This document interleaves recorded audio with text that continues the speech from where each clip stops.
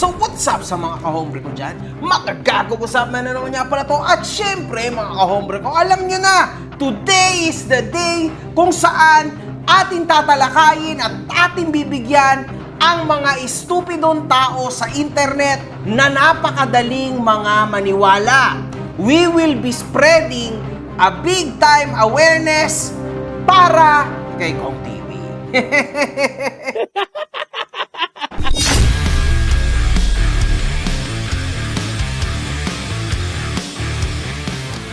Hinahanap mo ba ako sa Facebook? I-follow mo na ako. Ito ang page ko. Ba't di mo ma-call out si Kong TV?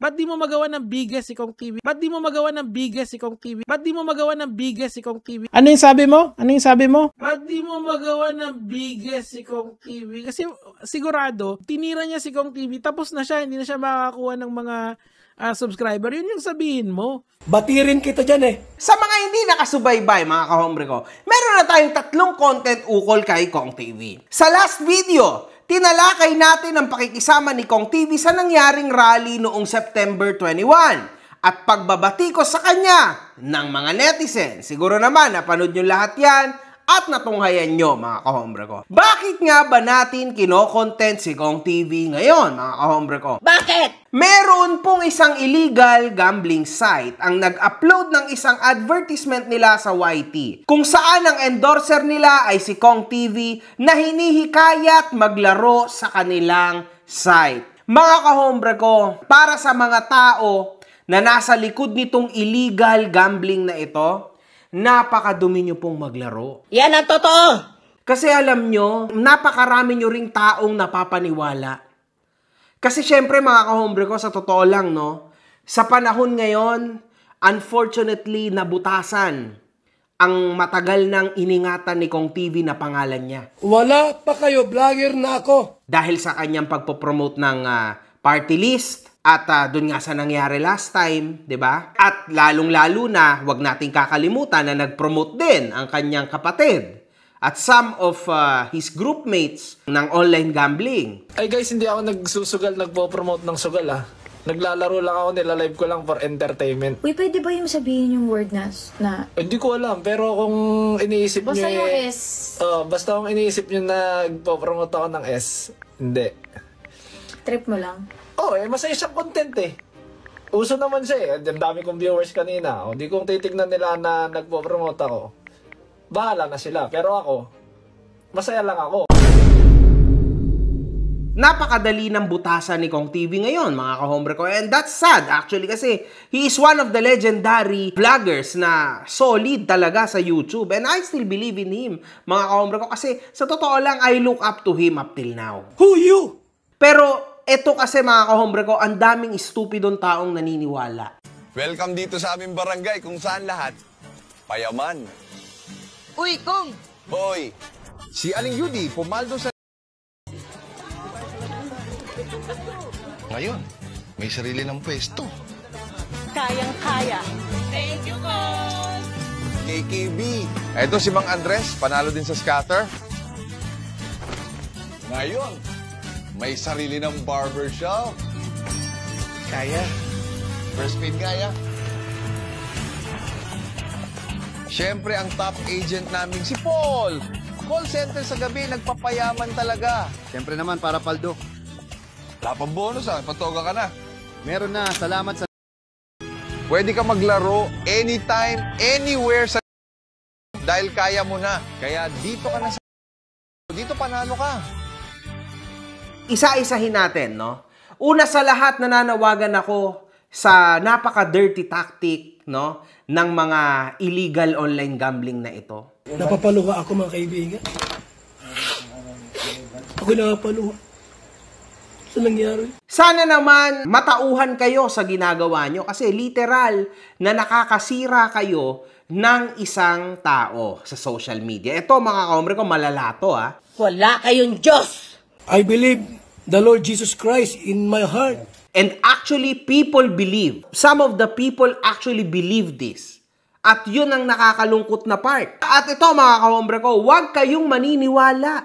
Yan ay inedit lang dahil ang original video po niyan ay yung advertisement ni Kong TV sa Union Bank. In-splice nila for good ang video ni Kong TV, pinalitan ng audio, ginamitan ng AI para hawig sa boses ni Kong TV, and actually inilagay nila online. Hayop kayo! At mapapansin nyo rin na hindi rin sabay yung bibig sa salita sometimes, di ba? So dun pa lang dapat aware kayo na ito ay isang malaking kalokohan at ito po ay AI lang. So dapat mga kahombre ko, no, even yung mga hindi ko mga kahombre, sana gamitin nyo mga utak nyo kasi harap-harapan na kayong pinaglololoko and yet nagpapaloko naman kayo. Loko-loko ba kayo? No, kaya nga yan nga yung sinasabi ko. Please, bago kayo maniwala sa isang bagay, make sure, mga kahombre ko, na dino-double, triple check nyo ang mga kaganapan.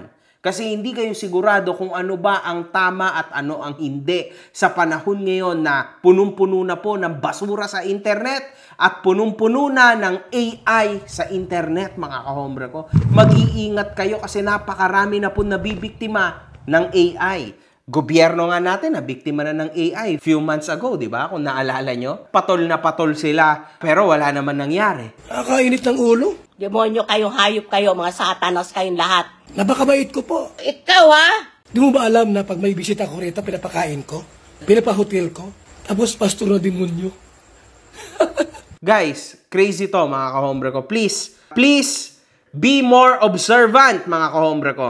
At ito na nga, dahil sa video na ito, sari-saring mga netizen ang nagawang madismaya kay Kong TV. Nag-promote na ng sugal. Tingnan nyo to mga kahombre ko. Akala mo'y hukom. Putik ka, Kong, ngayon ka naggaganyan, condolence. Huwag ganito, dapat ang pinopromote. Kong TV, kupal ka. Wala kang kwenta, Kong TV, sa dami na naghihirap at nasirang buhay dahil dyan, nasikmura mo pa rin mag-promote. Kulang pa ba pera mo? Laos na kasi si Kong TV, kaya nagpo-promote ng sugal. Minay-hinay kayo ng pananalita, ha? Huwag kayo nagtatatawa, putang ina nyo! Hoy, huwag kang ganyan. Baka yung bunganga nyo, madurog, mababukaya ng mga kung anong kurimlam yan. So ito naman mga kahombre ko, yung mga positibong komento kay Kong TV, no? Edited naman talaga kahit yung kay Sergey Bin. Sa totoo lang, pwedeng kasuhan tong mga ganito kasi ginagamit nila yung mga mukha ng mga vlogger sa sugal na di naman talaga sila nag-e-endorso ng sugal. Well, unfortunately, hindi po kayang kasuhan ni Kong TV yan kasi sino ba ang nasa likod niyan? Hindi natin alam. Anong rason? Anong motibo? Anong purpose? Alam niyo, sa totoo lang mga kahombre ko, nag-promote ako back in the day ng online casino. Dati pa, matagal na. And nagugulat rin ako na up till now, ginagamit pa rin nila yung promotion ko na yon para sa kanilang site, which iba na pong site. Wala na akong idea mga kahombre ko. Kasi uulitin ko, napakatagal ko nang di nagpo-promote ng online casino. Ibang pinopromote ko na online gambling. Alam nyo naman lahat yan. Wag na tayo magpaulit-ulit. Pero hindi online casino. Napakatagal na nun mga kahombre ko. And actually, nakakadismaya. Hindi ko rin alam kanino at saan magrereklamo. Kasi up till now, gamit na gamit pa rin ang pagmumukha ko. Pero siyempre, sobrang iba na yung mukha ko dun sa video na yun. Kesa sa ngayon, alam nyo yun. Pero you can see it. Pero crazy mga kahombre ko. Nakakadismaya. Ang kapal ng mukha, ano? Edit pa. UB to, naging scatter. Edited to, never nag-promote si Kong ng sugal. Pansinin nyo, hindi match ang bibig ni Kong sa voiceover. Ibang app ang pinopromote ni Kong dito. Union Bank commercial ni Kong TV, naging grabe naman, gumagawa ng fake sa video. Bakit nga ba natin kinontent itong kaganapan na ito? Hindi ako na-content dyan. Ibigan ko yan. Ikaw na-content ka dyan. Wala po kahit isa sa kanila ang nagsasalita in regards to this. So ito mga kahombre ko, at para kay Kong TV o kay V. Cortez, kung if ever na napapanood nyo ito, yan ay malaking kamalian nyo. Dapat hindi kayo nananahimik sa mga bagay na yan. Ako ang i-content mo. Huwag yung ibang vlogger. Dapat kayo yung straight away nagpapaliwanag at naglalabas ng awareness. Alam ko naman na maybe hindi naabot ng radar nyo to kasi napakababaw nito, no? Unfortunately, yung mababaw na yan, may chance yan lumaki. May chance yan lumaki, knowing, uulitin ko, knowing na medyo nagkabutas kayo.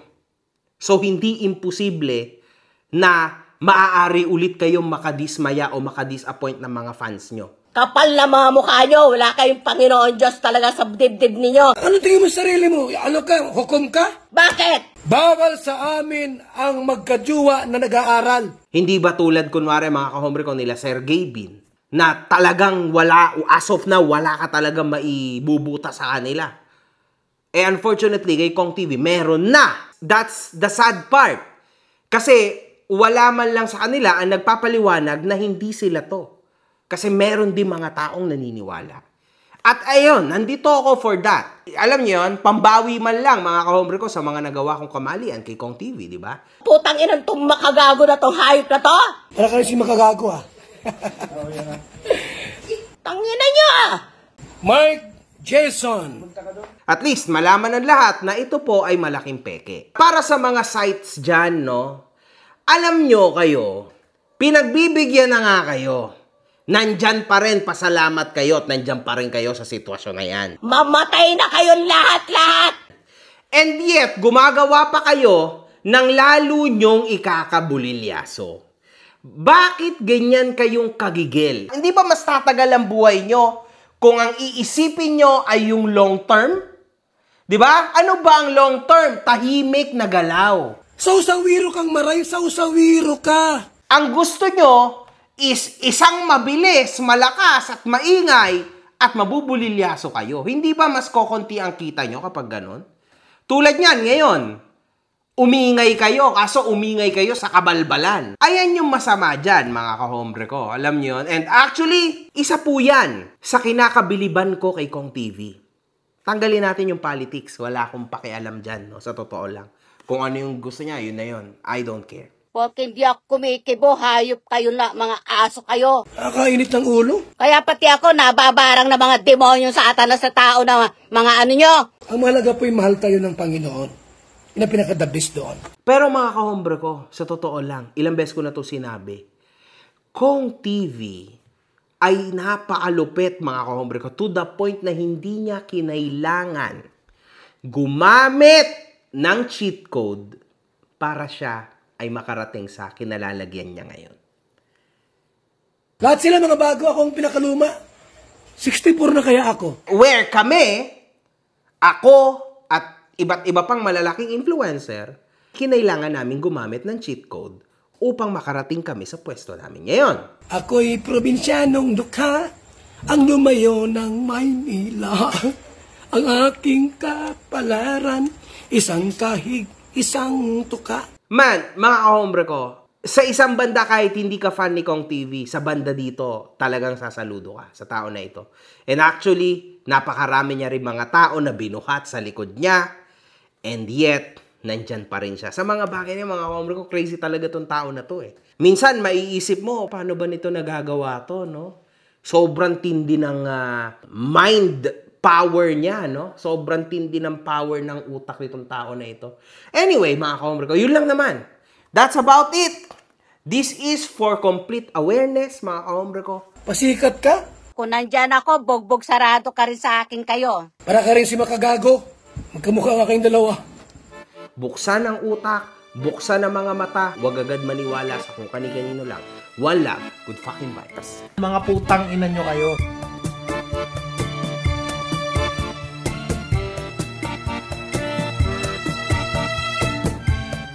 Ako'y awit po na isang awit para sa inyo. Bahay, kubo,